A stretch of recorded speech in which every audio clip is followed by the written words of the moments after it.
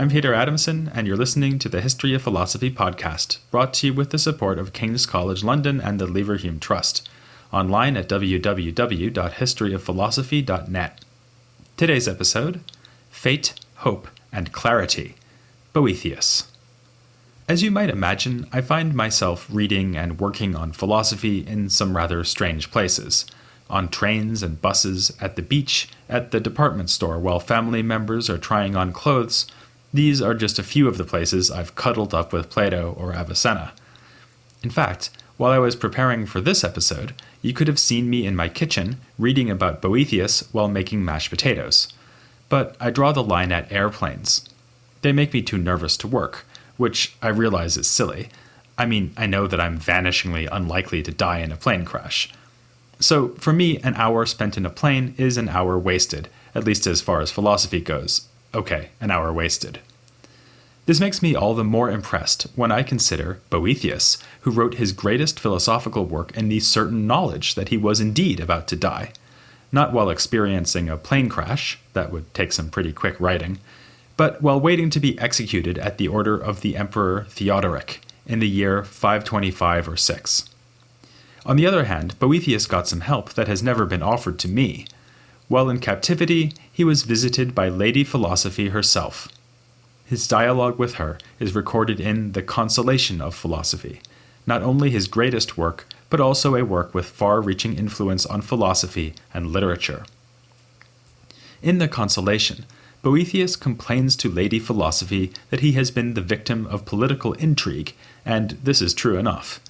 He had occupied a high office under Theodoric, but fell from grace when he leapt to the defense of a senator named Albinus, who had been accused of treason.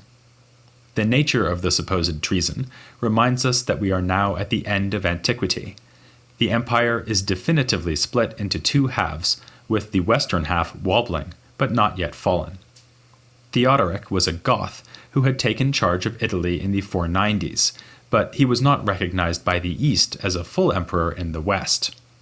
Thus, Theodoric had a troubled relationship with the court in Constantinople, and was sensitive to the possibility that his independence might be undermined.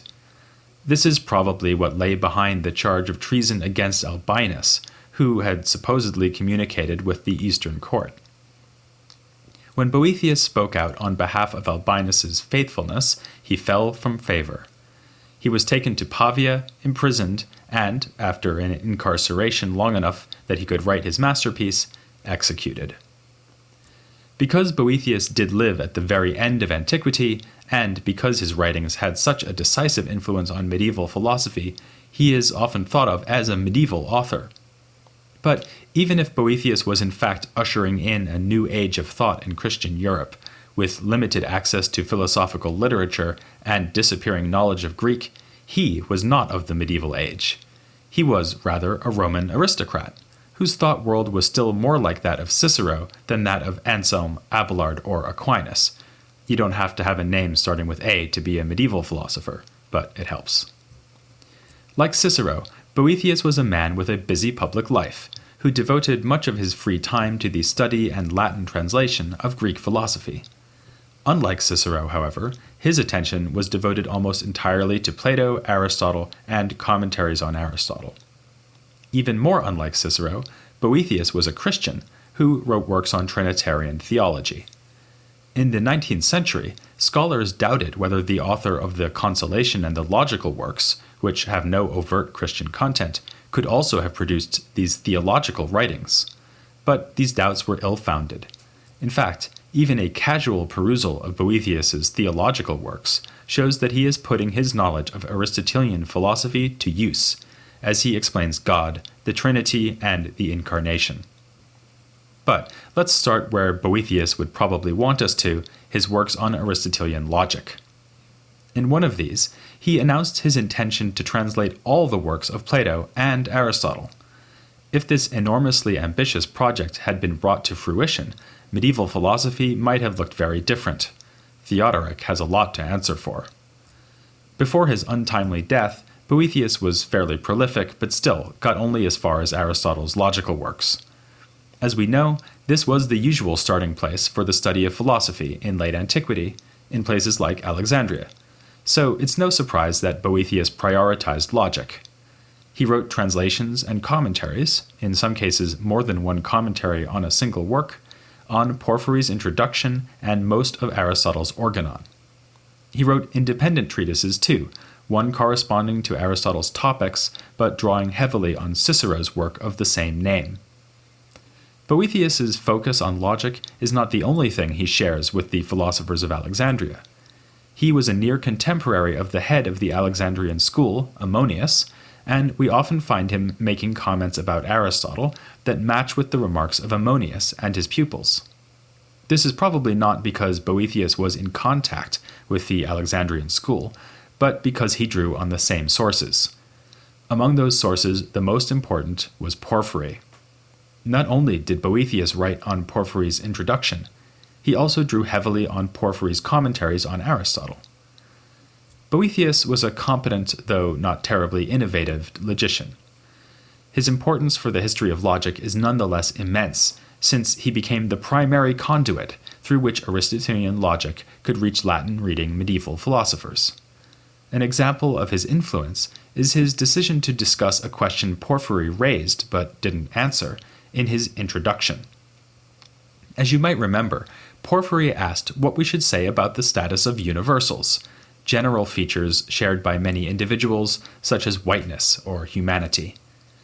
Boethius's decision to discuss this problem in his commentary ensured that medieval readers would see the metaphysical issue of the status of universals as fundamental in Latin writings about logic. Logic more generally was fundamental for Boethius himself, and he drew on his logical expertise in his works on Christian theology and his Consolation. In honor of his interest in the Trinity, I'll give you 3 examples. The first has to do with Aristotle's categories. As you'll remember, Aristotle there classifies types of predicates or terms that apply to things. One class of predicates is relation, which would include, for instance, master and slave, or father and son. I don't choose that second example randomly. In a treatise called On the Trinity, Boethius realizes that he can exploit the notion of a relation to explain the difference between the Trinitarian persons, Father, Son, and Holy Spirit. First, though, he is careful to argue that God is an indivisible unity. Unlike created things, like a human who is composed out of both body and soul, God is, as Boethius puts it, nothing but what he is. Thus, if we say that God is good, we mean not that God is a substance of which goodness is predicated, as white would be predicated of a piece of paper, or as a form, like the soul, is predicated of a body. Rather, we mean that God is simply goodness itself. This looks like a good way of securing God's utter simplicity. Anything we can say about God will refer to a nature that is identical with God himself. But that seems to raise problems for the doctrine of the Trinity.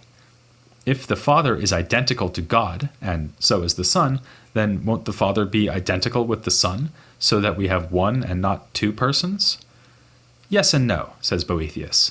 They will indeed be identical, but, now exploiting Aristotle, there is still a relation between them that is sufficient to produce the difference in persons. The difference doesn't make God into 2 distinct beings, because adding relations to something doesn't affect what it is in itself. For instance, I might go stand next to you, so that you bear to me the relation of being to my left. If I then go around the other side, you'll have the relation of being to my right. But you remain unchanged in yourself throughout. In fact, you may not even notice. I'll be very quiet, because I'll probably be reading about philosophy the whole time. In the same way, God is subject to relations like fatherhood and sonhood without this turning him into more than one thing. After all, as Boethius points out, a thing can bear a relation to itself, such as the relation of self-identity. This gives us some idea of what is happening in the Trinity, though not a full understanding, because we never experience something like the Trinitarian relationship among created things. This mention of created things takes us to another theological work by Boethius on why things are good in virtue of their existence. Here, Boethius is going to make use of another weapon from his logical arsenal. This one he borrows from Porphyry, the proper or inseparable accident. Here, the idea is that, even if a feature cannot be removed from something in reality, it may be possible to remove it conceptually. The standard example is a human's ability to laugh. Porphyry also gave the example of a scar, which, before the invention of laser surgery, couldn't be taken away from the scarred person. The point is that, since such features can at least be removed in our thought, they can't be essential to the thing that has the feature. If the scar on my thumb miraculously disappeared, I would still be me and would still be human. Thus equipped, let's turn to this theological treatise about why things are good. What Boethius wants to explain here is the fact that everything that exists, insofar as it exists, is good. Obviously, the first thing we might want to explain is why Boethius would think this is true.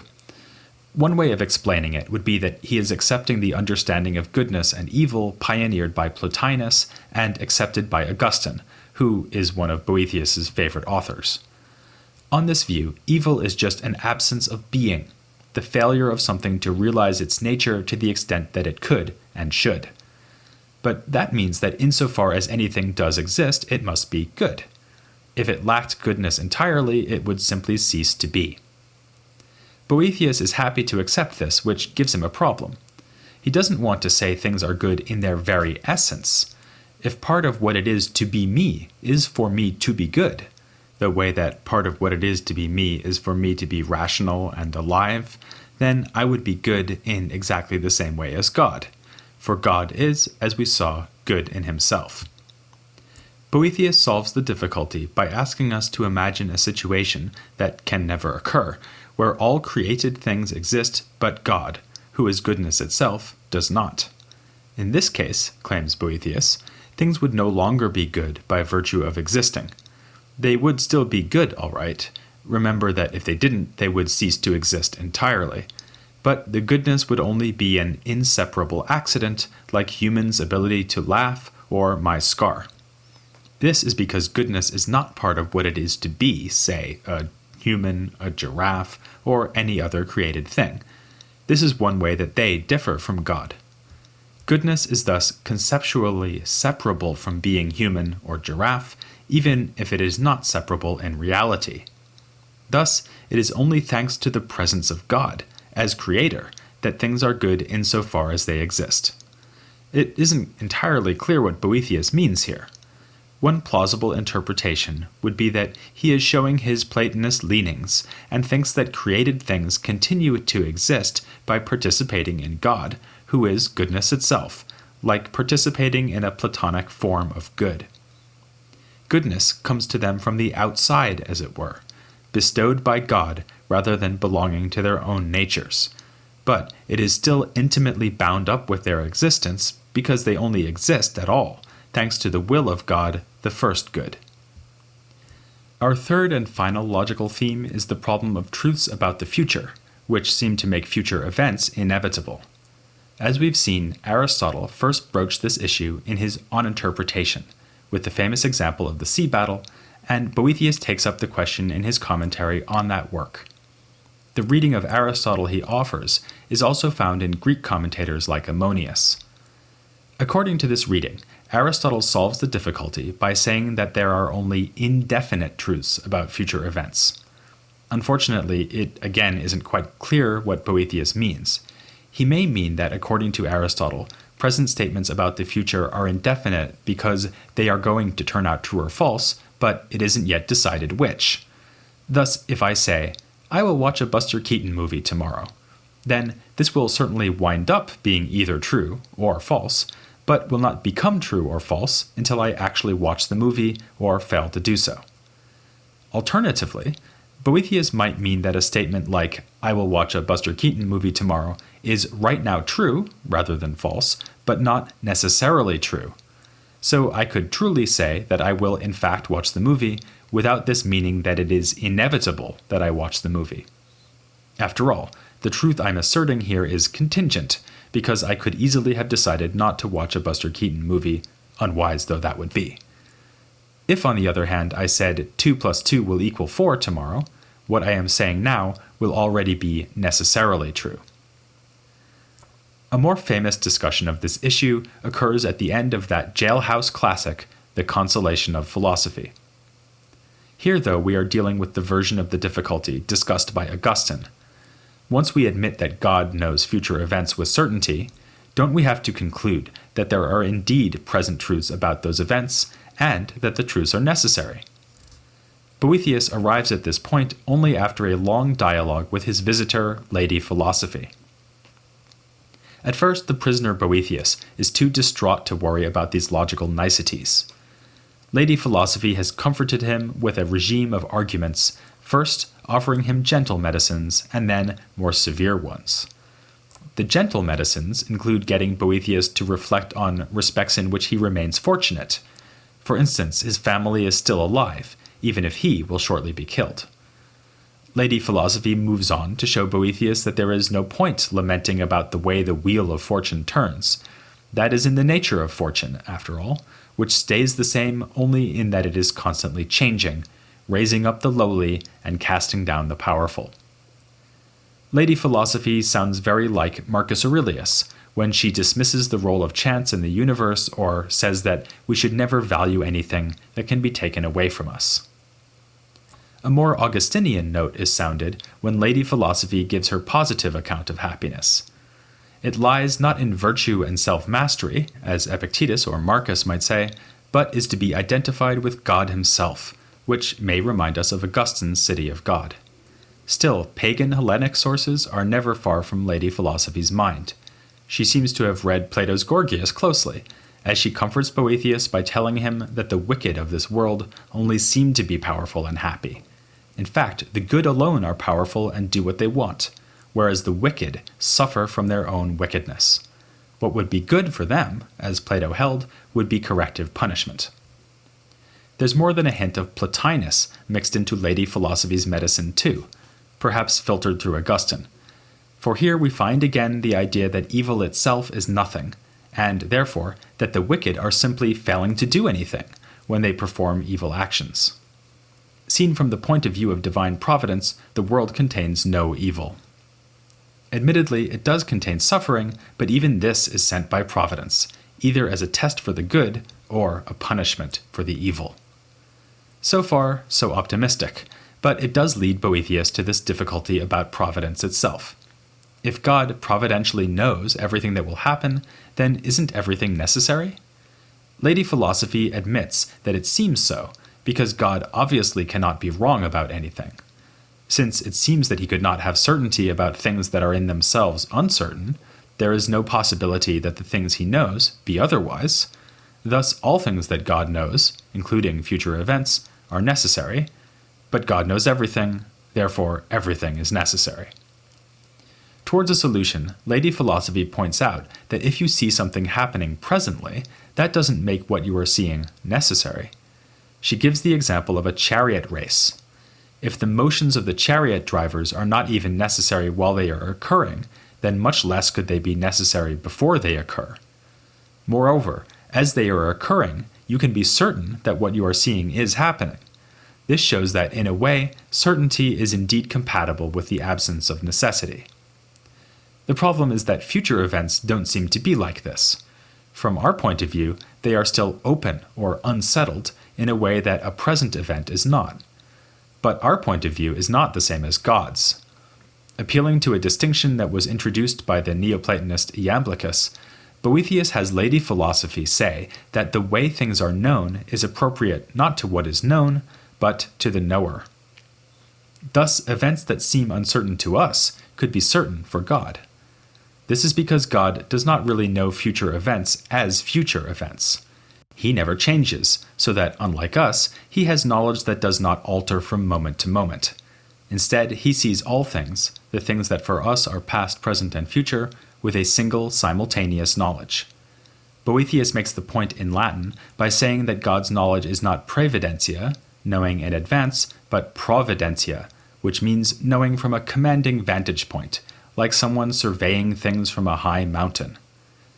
This idea, too, is originally Neoplatonic, albeit that, again, Boethius could have found it in Augustine.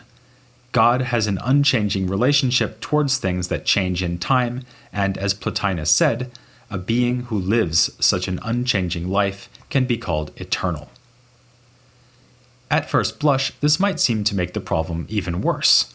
Now we are saying not only that God knows now what I will do tomorrow, but that he knows eternally and unchangingly what I will do tomorrow.